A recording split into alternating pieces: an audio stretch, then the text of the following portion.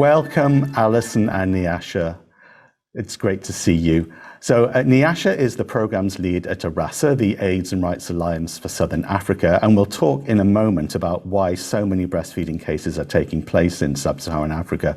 But this isn't just happening in Africa. Alison, you're our senior policy analyst here at the HIV Justice Network and leading on this work on behalf of HIV Justice Worldwide.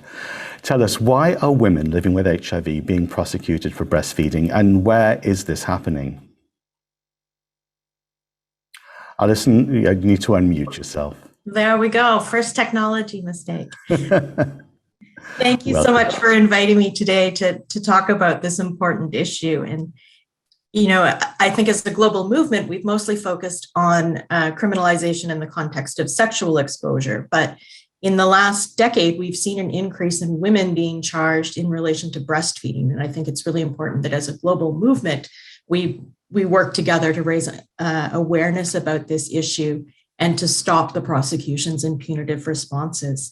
So I can tell you that we know of 13 cases. There have been cases in Zimbabwe, Kenya, Malawi, Zambia, Uganda, Botswana, Russia, the United States, and Canada, as far as we know. And 9 of those prosecutions have taken place in Africa since 2013. So this is really raising some alarm bells to us.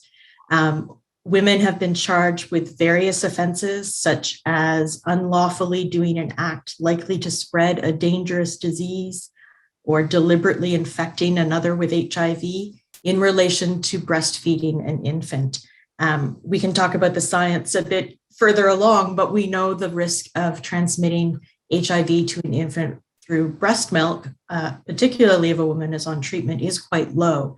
So we have to assume that these prosecutions come more from an overreaction to an exaggerated threat based on HIV-related stigma, misinformation about HIV transmission, as well as the fact that the burden of preventing transmission to children is placed on the shoulders of women. And we know in many contexts, women are surveilled and judged very harshly for actions related to their children. Thanks so much, Alison. Now, Nyasha, could you tell us about some of the cases that you're aware of in Southern and Eastern Africa? And I know most of these actually are not of mothers themselves. It's so if you could explain what's been going on, that we'd really need to hear this.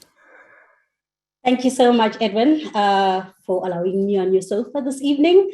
So yes, as Alison has said, we know of 9 documented cases in the countries that Alison outlined. And you're right, Edwin, a lot of these cases have been of women who have breastfed or comfort nursed other women's children. And in a few of these cases, and quite a number of these cases, I think in all of the ones in Kenya, these have related to domestic workers, so women who look after children in the home. And I think, you know, as Alison said, what is concerning about this is it tells us a lot about the fact that, you know, whilst there's actually now quite a bit of, I suppose, particularly within the HIV movement itself, an understanding of why criminalization is problematic and does not advance public health and violates human rights. Sometimes this concern is seen as, you know, somewhat different. And what's concerning about this is that it does suggest a moral panic. So in combination to the, you know, stigmatization on the basis of HIV, it is also this panic about the breastfeeding by another. And it is concerning the fact that it does tend to affect women of lower socioeconomic status, women who are generally vulnerable themselves. So the employer-employee dynamic in some of these cases. And it is a little bit reminiscent of what was happening in the earlier days of HIV, when there was a lot of mayhem around particularly domestic workers on transmission of HIV.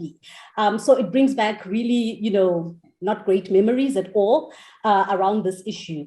But I think the point to be made here is that we know the Malawi case in particular made it very clear that the risk of transmission through breastfeeding is very low. And the fact that a lot of the times what happens in these trials, whether they seem to conclusion or not yet, is that there is a lot of bias that actually happens during this trial, which is perpetuated once again by the stigma, the discrimination that is HIV based, but that is also the panic around,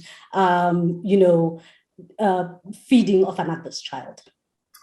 Yeah, thanks, Nyasha. So that Malawi case you're referring to is a case of a woman who's just known as EL, who lives in a very rural community, and I think there's also something to be said about the problem also being around stigma in small villages, and we actually published a feature about the impact of being prosecuted on EL and what happened to her afterwards. And I think Julian will be able to post that in the chat for people to read about it. So what can we do about this? So Nyasha, I know ARASA is working with the African Commission on Human Rights. Tell us about what you're hoping you can achieve there. Sure, Edwin. So this was actually a submission taken to the African Commission, the Committee on HIV, through the Africa-based steering committee members of the HIV Justice Worldwide, so the Southern Africa Litigation Center and ARASA, and is really a request for the Commission to pronounce itself on the issue of HIV criminalization in the context of breastfeeding. The African Commission has already pronounced itself several times on HIV criminalization more broadly, and has, said that, HIV criminalization, overly broad laws should be avoided and given this guidance to states. But we do feel that in this context, the issue of breastfeeding in particular needs to be tackled. So this submission has been placed before the committee through these members, and we are waiting for the Commission to consider this request. Really, the ask has been for a resolution that specifically pronounces on the issues of criminalization in the context of breastfeeding. Thanks, Nyasha. Now, Alison, today we're launching a brand new section of our HIV Justice Toolkit specifically to help defend people living with HIV who are prosecuted for breastfeeding, chest feeding, or comfort nursing.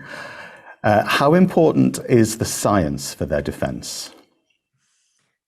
Well, as in all HIV criminalization cases, the science is important, but the science has to go along with human rights arguments. Science out of context, isn't going to get us where we need to be. But just for people who don't know what the science around breastfeeding is showing, the PROMISE study, which is the most commonly cited study, cohort study on HIV transmission through breastfeeding, showed a 0.3% chance of HIV being transmitted to an infant after 6 months of breastfeeding. So that's 3 out of 1,000.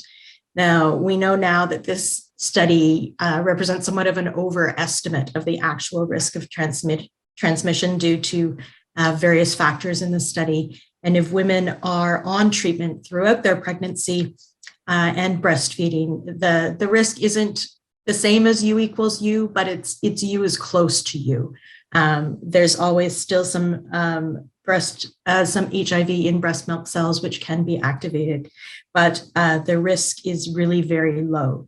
So since most of the criminal statutes are based on exposing someone to a risk or transmitting HIV, understanding that science and how low the risk really is very important to the arguments. So we've included in the toolkit the latest studies, the most recent studies and information on HIV transmission risks, so that those advocating for women or defending women will have that information at their fingertips in order to help with the cases.